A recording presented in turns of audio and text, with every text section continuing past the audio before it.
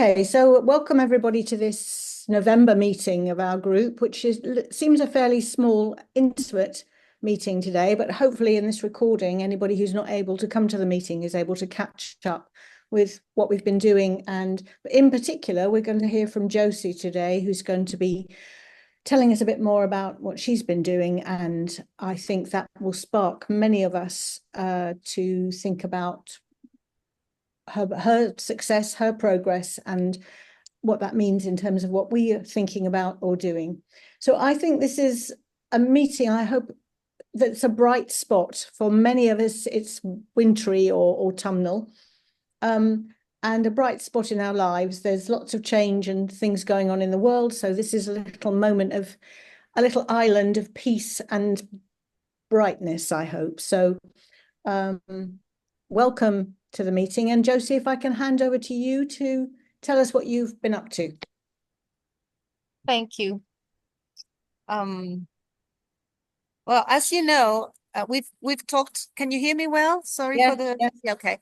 As you know, it's been frustrating for many of us that we've tried to do things with other people and promote first the SDGs, then the Earth Charter, and it has been a bit difficult, or we have realized that progress is very, very slow, basically. So actually, it has been a difficult timing for me to join some of the meetings for very not too important reasons, but mainly because of work and school and things. But all of a sudden, this is like very slow, and then it just kicked off, basically. So the thing is, we celebrate family week during October, and we've been thinking about workshops for grandparents because of their role in the families that they have been taken basically since the pandemic. I mean, there has always been a role, but they have been more present in our view. We can see them more. They're more visible to us as teachers because they come and collect children, because families are really relying on them to make it possible for them to work and combine work and parenting, basically. So we've had this idea at least for 5 years, and now we thought for families week, we're celebrating Grandparents' Day, and on that day, because it's very difficult for parents to get us in touch with grandparents, we thought we'll have them captive and we'll just invite them for the workshops. So what initially was something that we thought it would be a very small thing, it came out that 70 of them were interested in the workshops. So it was a big number. I'm just going to share because I'm going to start in order now. I just wanted to tell you about that first, and then I'm just going to be a bit more organized. You just let me know if you can see this. Yes? Yes. Okay, so when we started the Earth Charter chapter of Life-Wide Learning, I didn't have really the time to join some of the meetings, but I did develop what I thought it would be my proposal, my view, my goal regarding what I do normally and what I thought about life and Earth and everything. So I thought it would be to enhance and promote the development of each child and family that we're connected to in school with a sense of balance and respect to themselves and what and who surrounds them.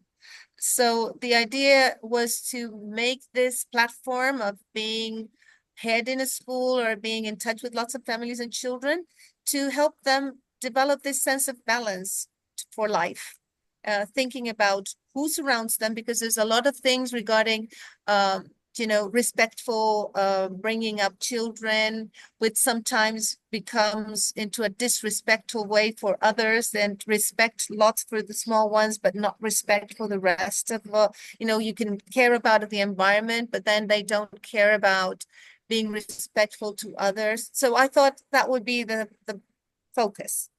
And regarding that, as I was telling you, my activity has been pushing towards that end, with lots of difficulties, being a bit frustrated sometimes, but always inspiring. As you know, I've invited colleagues in the university to work, and as a result, I had some activities that I was invited to because they started using the SDG. So every time that something has worked out, it has been slow, but then all of a sudden it's like a flow that comes out after being blocked for some time, and then you have this flow of things coming up. So this is the same thing that happened with me in this case. So let me see this.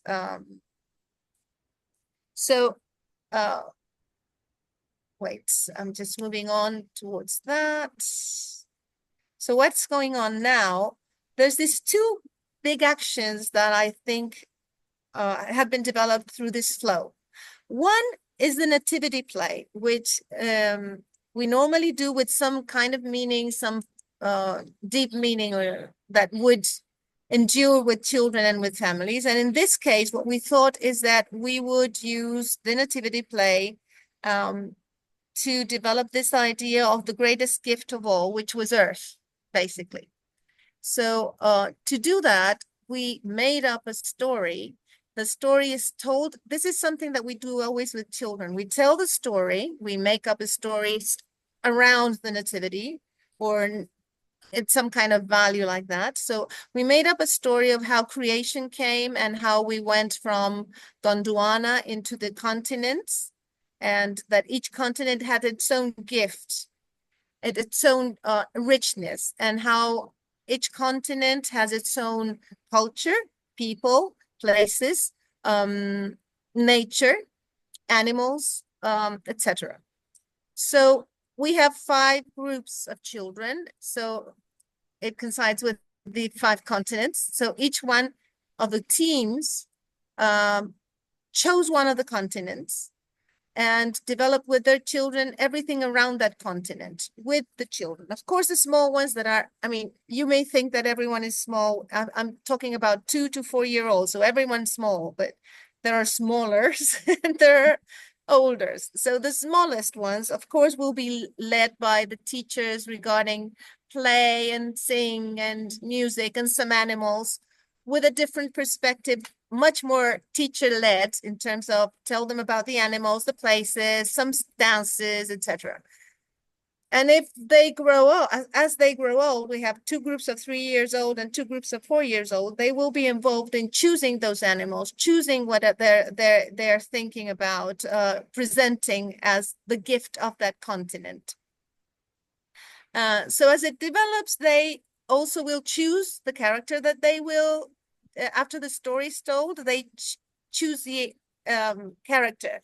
So in this case, it was very free, and we told them about many animals, many songs, many things, and they would choose which dance or culture they would follow. So they chose, for example, in Europe, they chose the tarantella, the small ones. So they're going to dance the tarantella, and they're going to use some animals regarding Europe animals, you know, that they have learned about, and they will show that dance for the parents. So this is like, the story goes like, okay, the world was created. We had this first big, huge continent, which was divided then into 5. Each group comes up and dances and shows what they have learned about the continent and the richness, culturally based and also nature based. And so we go through the 5 continents, 2 dances each group. And by the end of this, parents are, there's the greatest gift that you have. And the greatest gift is shown like in a small QR thing. Code. Mm-hmm. When they go into the QR, it's the picture of their child. So it's basically, that's the biggest gift that you've got. And what is your plan to give this gift to the better world? That is like the thing with a nativity play, which will take place on the 28th. So we're hoping to have some feedback from parents that day. Actually, children are currently talking about the continents, talking about the richness of every culture and every animal that lives in those places. And they're going to be representing the continents in this thing. So that's one of our biggest actions. And we've got all the team involved, and they're very involved in this. I would say this nativity play has been more motivational for them than some others, inspirational. I mean, they're always liking to do it, but this time I think they were really involved into the free thing of children choosing the animal they would want to represent, choosing the dance that they would want to represent. And the second action would be what I was telling you about. This is what is written there is everything that I've told you about the teams, how they've selected it, and then the story goes regarding this storytelling, and by the end, they go into the idea of children being the greatest gift of all. And granny power. Thank you, Melissa, for the idea again. So we got into this, we invited them to join us on Grandparents' Day. Children were giving them the gifts and things, and they sang for them. And then we just passed a little paper where they could sign in, and we have 70 of them signed in for subjects like what means to be raising children in the 2024. What are the challenges that parents are confronting? Because the ones, I am not a grandmother still, but the ones that have grandchildren know it's a very, I would say grandparents are more involved. So there's a lot of confrontation from what one thinks that should be doing and parents are able to do. So we just wanted them to show them how hard it is to raise children these days, much more than probably 20 or 30 years ago. So we start with that. And also we start with the dream of what they want for those grandchildren and for the family. So we had all these 70 people interested, and we sent the email saying we'll have it online or we'll have it, face to face in school. In the end, it turned out to be the number that we thought we'd have. So we have 12 grandparents involved. So the 70 were very interested, but probably the timing that we were offering was not appropriate because they would have free a Friday and not a Tuesday or things like that. But we had to start someplace. Problem is, I had this little bump in my life. So last week it was supposed to be starting. And so we, of course, postponed it for this week. My sister had a little bump again, so I had to come. She lives like 3 hours south from Santiago, so I couldn't be able to do it. So we postponed it to start next week. So I was hoping when we would get together that I would have some kind of feedback of how many parents showed up and how interested they were. I was not able to do that, but I'm certainly having some feedback that I will be sending you soon. So regarding that, that's the invitation was to reflect what do you want to give your grandchild as a gift, what world do you want them to live in? And as I was saying, we'll have it online, and probably because this happened, we were proposing to have everything online.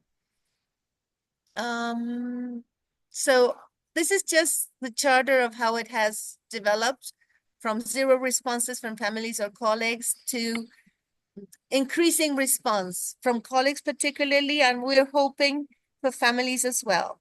Because the final question of the nativity play, action 1, would be what kind of world do we want to give our greatest gift? And they would have to write something down and put it in the Christmas tree as they walk out.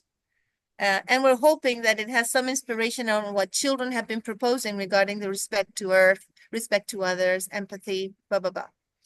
And in the case of action 2 with grandparents, we're hoping that they develop a sense of agency, and not necessarily direct agency. Sometimes it may be indirect through grandchildren, not through their children, not through parents. And we have, I was saying, 4 sessions. And we had grandparents. I have the list someplace that I've written. I think I lost I'm sorry, I lost that slide that says the subjects, the 4 subjects. But my idea is just to show you how I feel that little drops have literally become, as I've shown previously, into a cascade of things. And we're hoping to develop more of it, to establish that grandparents have a permanent space in school as a holistic way of looking at families again, much more looking at it as a tribe than a family, as probably in the early ages used to be, and probably more successful than what we're getting now. That's it. Wow. It sounds really exciting in terms of what you felt yourself and what you said was inspirational for others.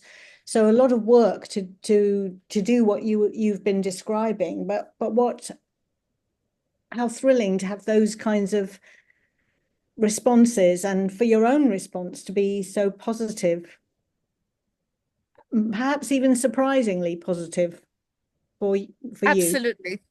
Absolutely. We, as I said, when we talked with the woman that's in basically my assistant, the teacher assistant that works with me regarding all this administration thing, I said, we're expecting not more than 10 that be interested. And actually, they came out of their way to get the paper, say, I want my email, I want to get in touch, please sign in. Interesting. I'm sorry, Norma, to say this, but we have many men interested, and I was not expecting grandfathers to be interested. In a very discrimination, into a very, very bad way of prejudice on my side. I thought grandfathers wouldn't be interested, and I had many. And some of the grandparents are the parents of people that work with me. They have their children in school. So for Grandparents' Day, their parents were there. And one of them came across and said, he never went to any of the meetings in my school. What is he doing interested in this now? She was very surprised about her father being interested in this workshops for grandparents, Granny Power. Yes. And what do you think caught them? What was it that made it so, what was so powerful? One thing is that they do not expect an early years center to be as serious as this. They just go to play and things. So I read something before that the children came in and present. I read something in an adult way. I read a reflection about what grandparenting is, what the problems that parents have now. Very short, but kind of a poem reflection. So I think it was that they were surprised that in an early year center, they just don't have this funny, early year teacher that comes and just sings and dances and whatever. It's a much more deep and profound thing. They were surprised with that, and they are constantly surprised by that. And because I think that's from our side, but from their side is a sense of urgency, this sense of things are not going right with families. They are not helping children, or this respectful raising up children that means that they can eat anywhere, they can do anything, you do not put any rules to them.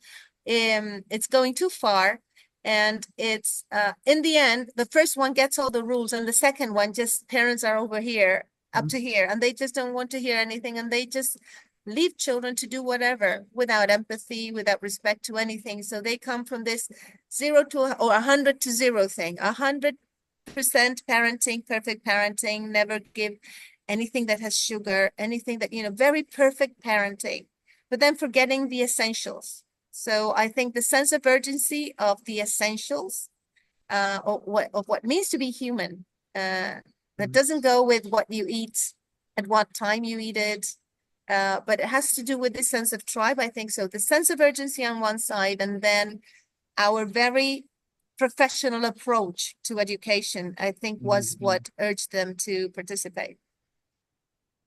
That's interesting. Yeah, I think it's great, Josie. I think, quite inspiring what you're talking about. As a grandparent, I think, that there is a sense of urgency, no doubt.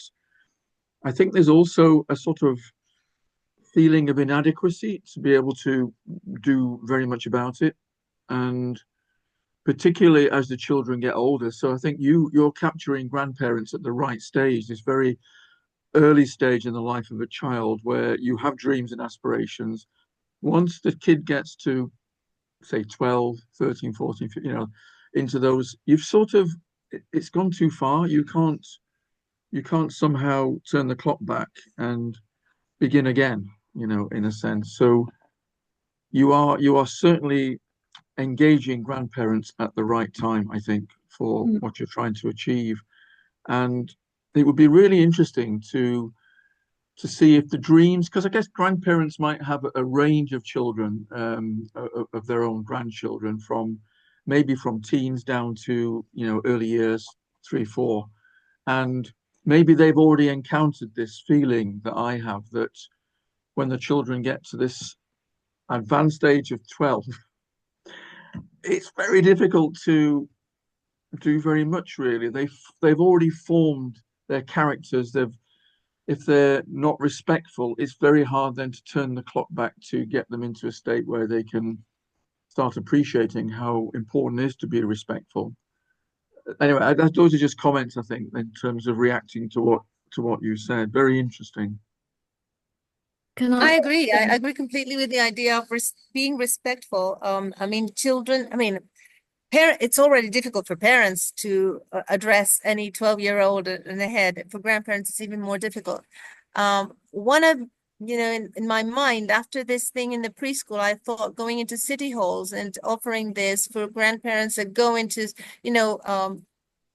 senior citizens activities, that they may be interested to see what they can do with very simple things.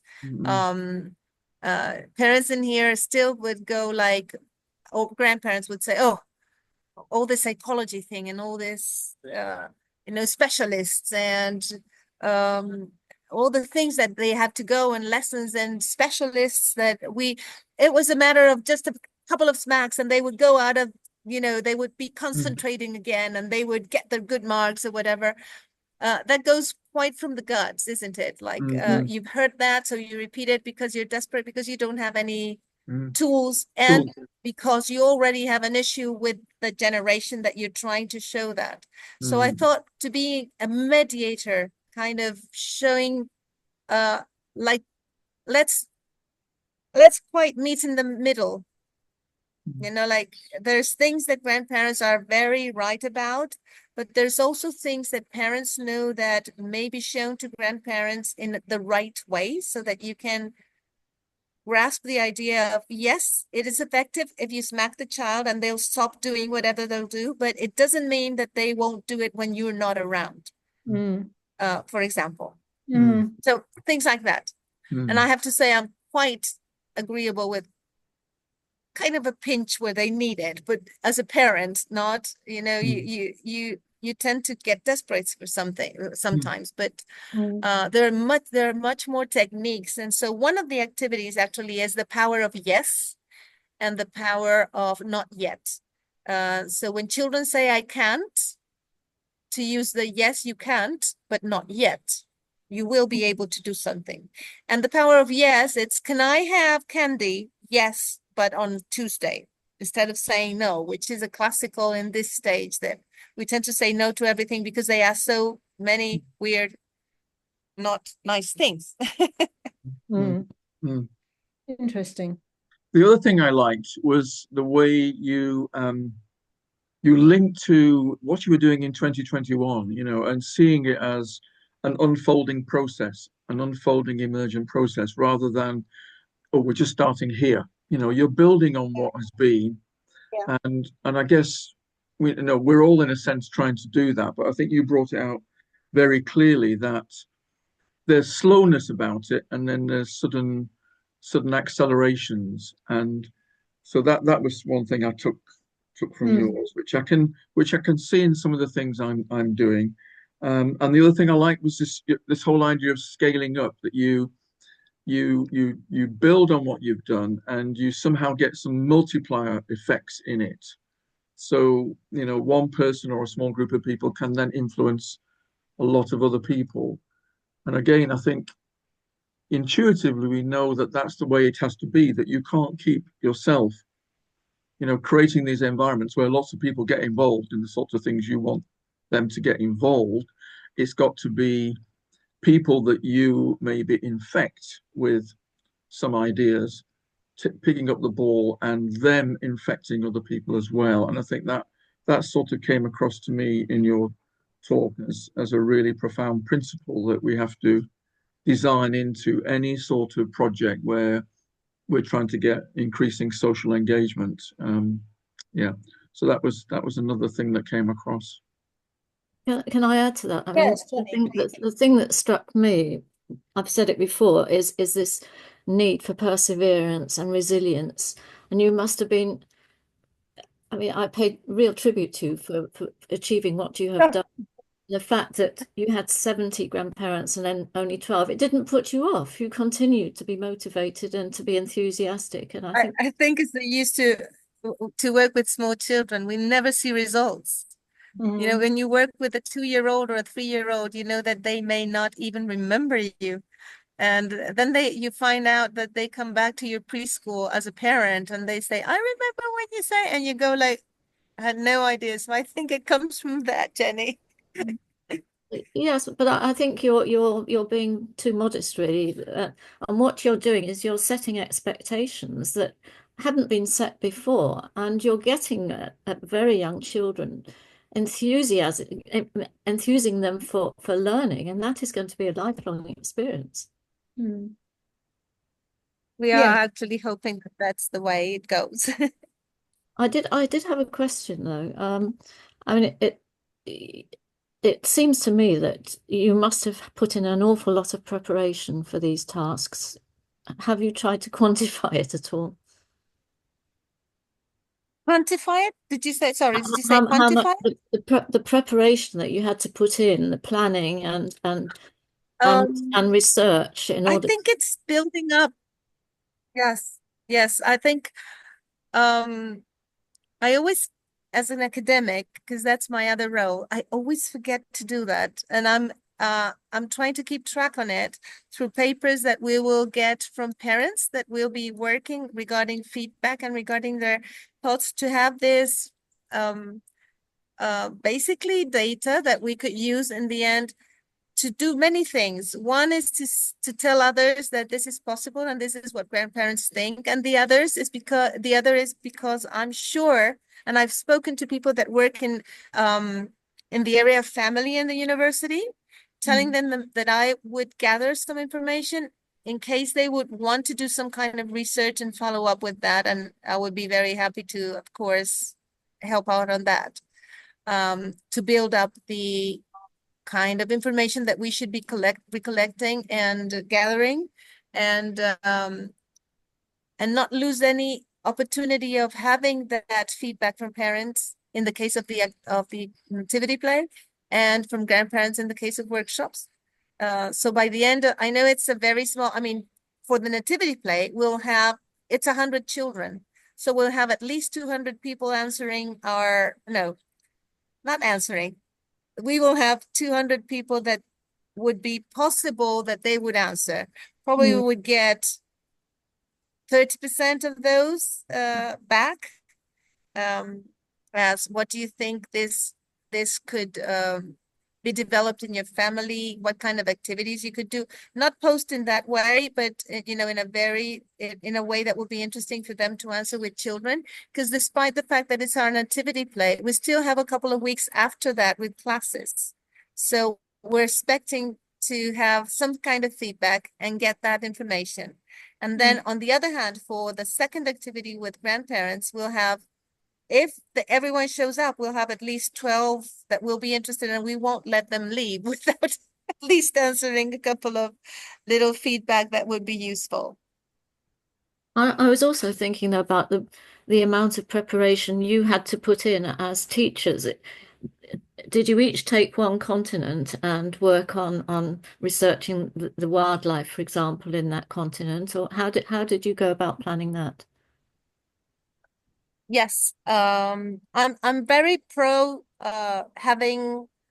I like people choosing, children choosing their, because normally you say, so what character did you get? Oh, I got the lobster. I got the, funny characters that don't go in nativity place normally, but I was the donkey and I was Jesus or whatever. I was selected to be. I like people to choose. I think they're much more committed, even if they're two.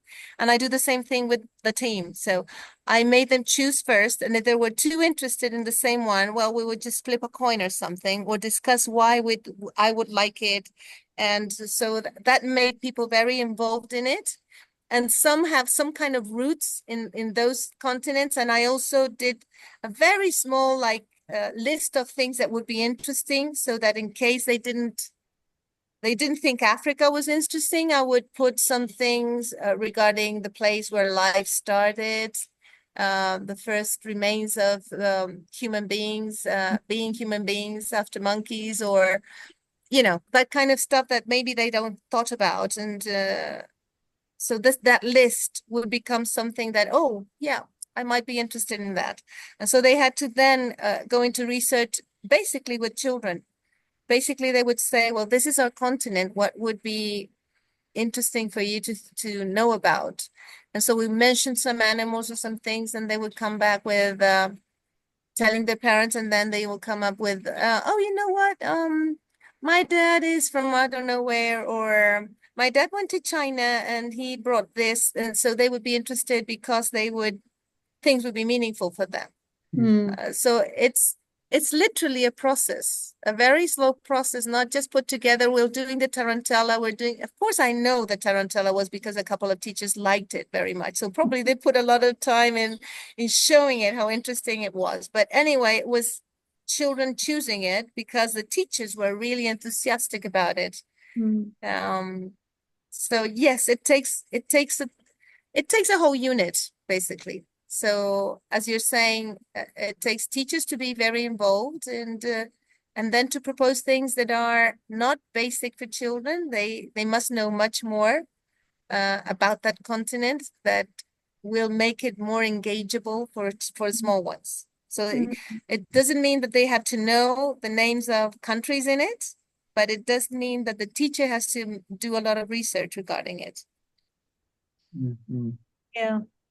Yeah, so that answers your question, doesn't it, Jenny, that there was a lot of work to be done. But was it significantly more than your average nativity play planning? I would say not more time, because normally we have some certain dates, like after Parents' Day, after Halloween, we tell the story. Normally, I put together a story and then I offer, this is a story, but if someone wants to come up with something different, we could just put it together. Normally, they just leave it on me. But in this case, they got more involved in deciding things. So it took the same time, but I think they were more involved and more enthusiastic about it. And they're pushing me into, actually, one thing that I didn't mention is that like the continuum in the story will be water. So we'll have like a very water-like cloth in the front, and every group will do something with that water. From some may, play that they're swimming in it. Some may put some fish in it. Some may do something regarding rivers, so that River Nile is involved for Africa. Then, and they could choose anything. I mentioned many things, but the group chose River Nile, and they're doing something regarding River Nile and the life around it. And then there's something regarding China. They didn't want to use the big wall. They wanted to use the pandas and something different.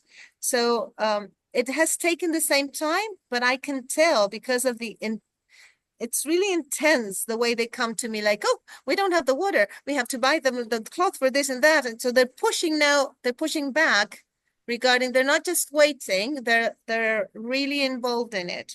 So it's the same time, but with a different engagement from them. Yeah. They're owning it and therefore developing it.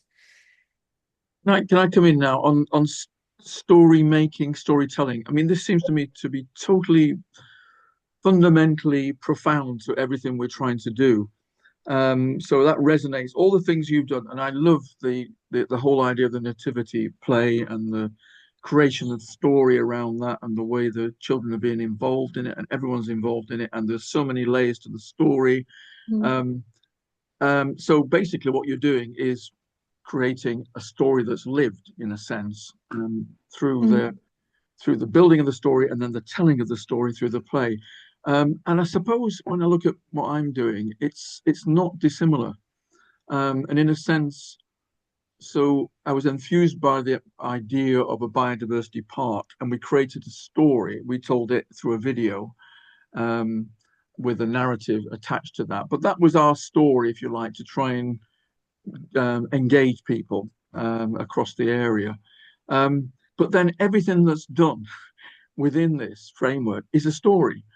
And so there's a story on top of story, and connecting stories to other stories and things.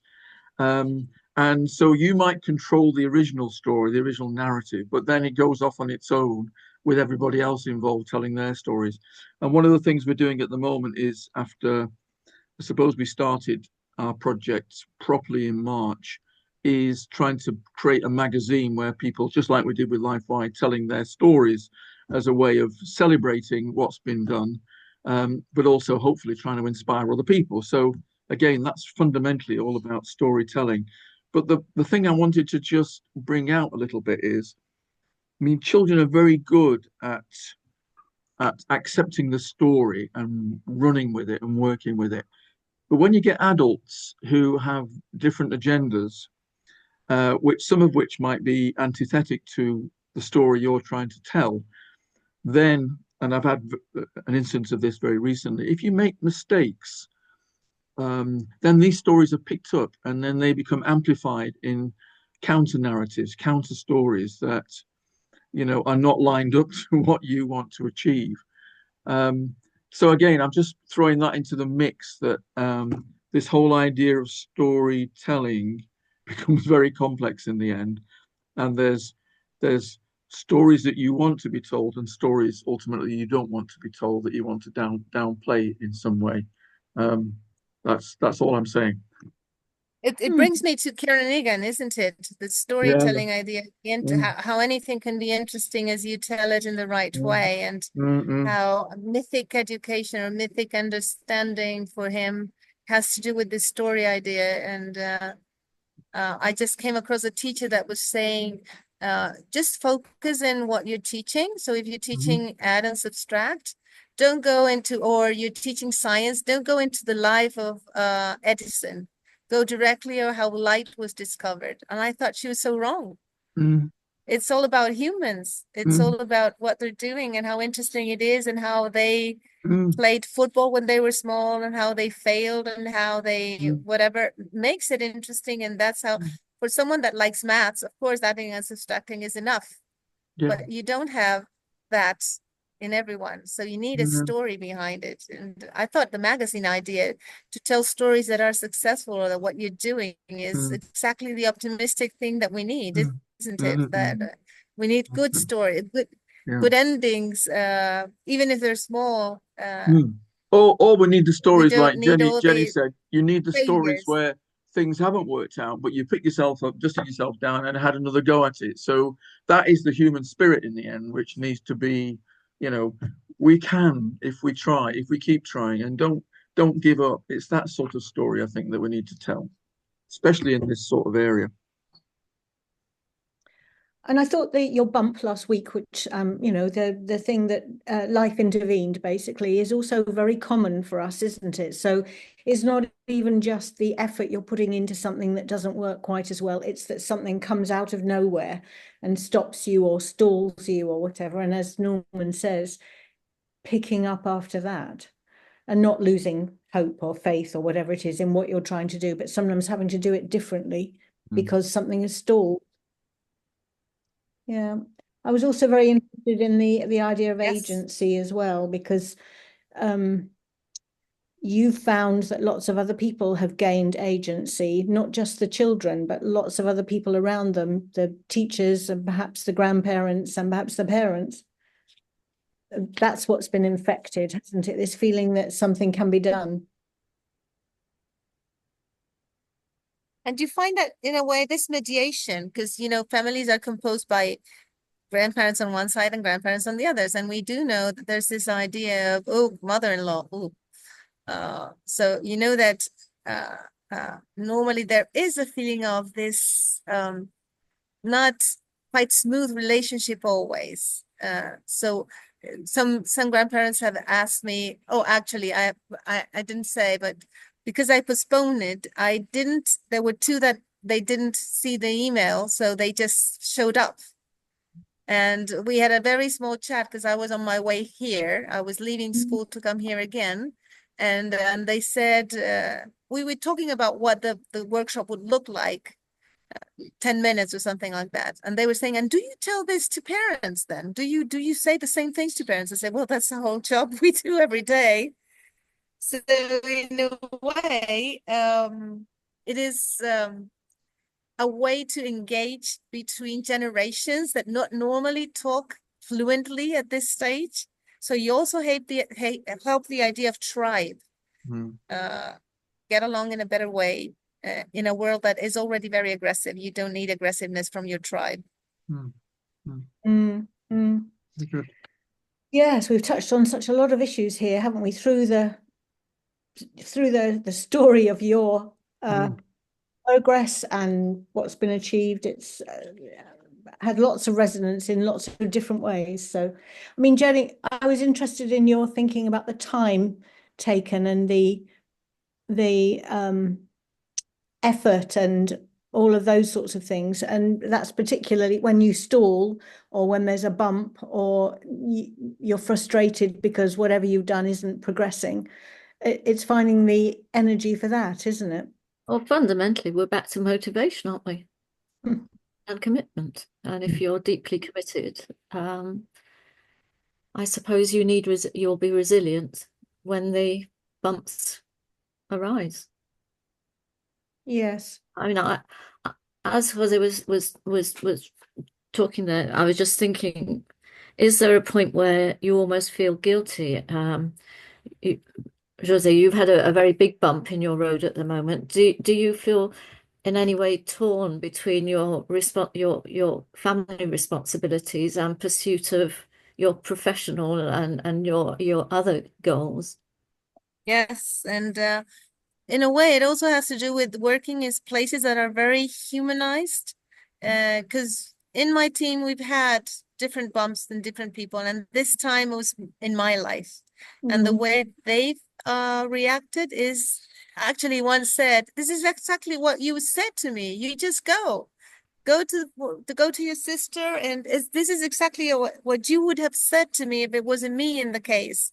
So in that way also it was very rewarding that in that the relationships that we built enables you to stop a bit work. I know if this goes on, people will start saying, oh, she's not working, where is she, or whatever. But at least for the very beginning of things, they've reacted in a very human way. And so yes, you feel like, and actually being here, as we're speaking, my sister is being untubed. I've just received the message. And for me being here, because she's with her partner downstairs. So for me, and we cannot be everyone there. So it's not me being cold and I'm not there. But I think doing both things makes me feel that things are going back to normal in a way. So I think there are spaces for a humanized world still. Yes, good to hear. So in a way, you're talking about the balance that you're implying the balance that that is fundamental to your project. Yes. Yes. Put things in perspective, do the thing that will have the most impact in the very big way, I would say, because of course my impact in 100 people is bigger than with my sister, but when in this case in here is I'm more important than in the other place. And still there's this thing that helps you out, being connected with every single detail, like, oh, there's this mother that says that she wants to talk to you because, and so we go into a little meeting with her, whatever. Or being able to be in the helicopter area and doing this, which probably also, this is the kind of thing that technology helps you with. And I would be hoping that this is the way technology would be used to Yeah. gather people more than put distance into people, between people. And that goes back to scale again, I think, that you, as human beings, we have to work at the scale of one to one and the scale of one to many in these sorts of processes. So you can't just focus on one scale. You continuously have to be zooming in and zooming out in order to achieve whatever it is we're trying to achieve.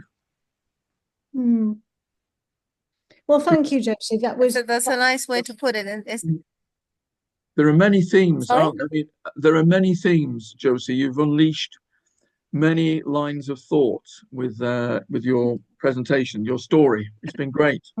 Thank As you. I was saying, it feels like a big river, like a big cascade. It started off like little drops, and sometimes it just feels. And when I came to people telling them, they say, "Have you gone to City Hall? Do you think this could be interesting for them to see it?" And I thought, well, yeah, it would be interesting. It would be literally having grandparents that are interested in doing something directly and not through parents, because my engagement to grandparents it's a bit difficult because I depend on parents to wanting to connect or give them the information. The only time that I have them captive for me is in Grandparents' Day, but before that, I just have to kind of trust that it won't be the idea of, oh, mother-in-law, I won't give her the information. Or But in your academic role, you also have the opportunity to share in the same way that you're sharing with us today. Obviously, going out to conferences, educational conferences, where you can share this model, and maybe you will get to City Hall at some point. And what attracts me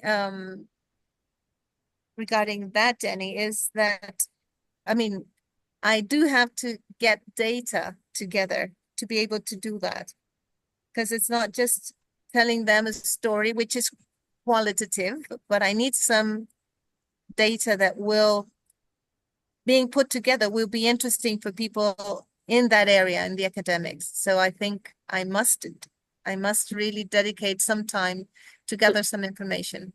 But you can use technology for that too. Are you video recording, for example, the children with their nativity?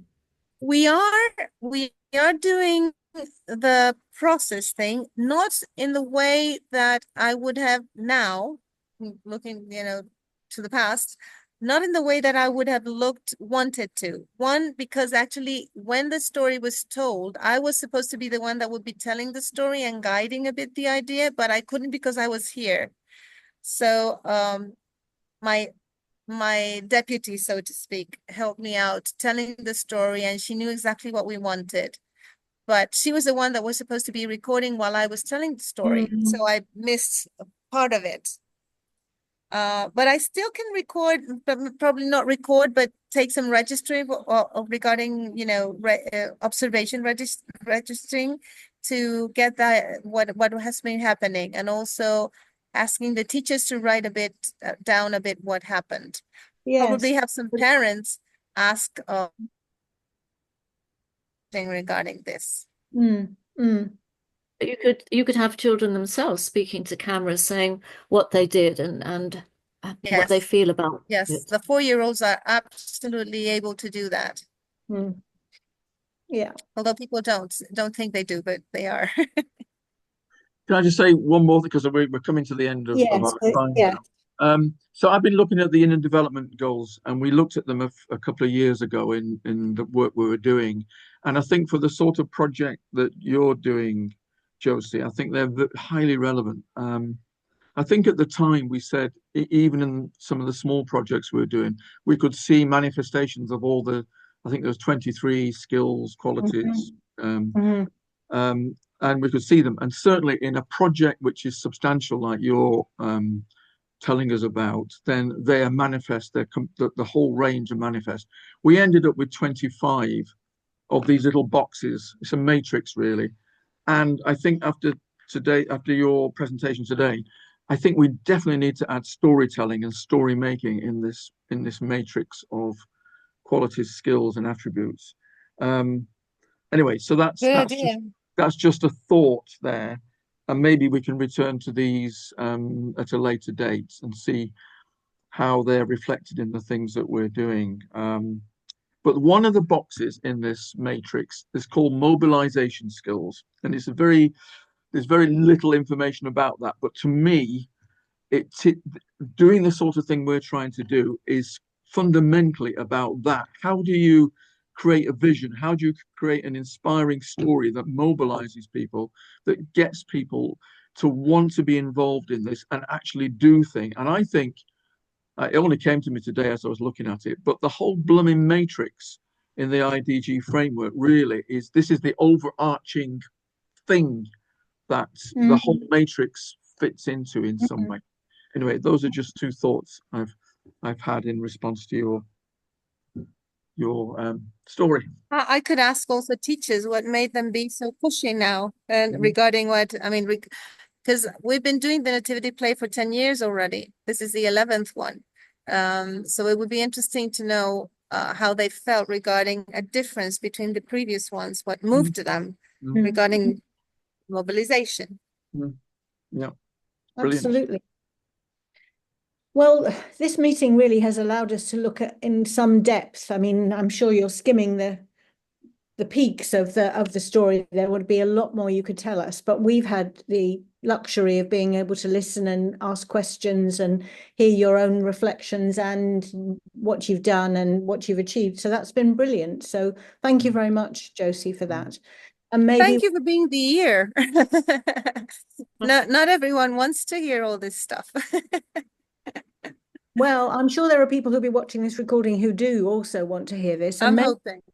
maybe people who have their story to tell in this sort of way, and we could open I'd that. be glad if they watch it to have any their feedback and input regarding ideas that they could send, like gating debts as we were all saying. And yes, I love it.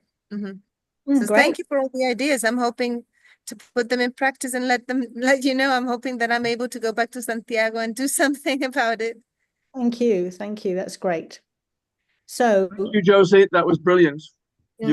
You've really stimulated our thinking. Yeah. So thank you. Thank you. And I hope your I'll sister leave you then for our next meeting, I'm hoping. I'm off to see my sister now, hoping that she's fine. Yeah. Well, give her our love. Thank you. She'll be laughing at me working while I'm here. And thank you, Melissa, for sharing again, as you always do. Thank you. Thank you very much. Thank you. Bye-bye, everybody. Good luck. Bye, everybody. Bye. Bye. Bye.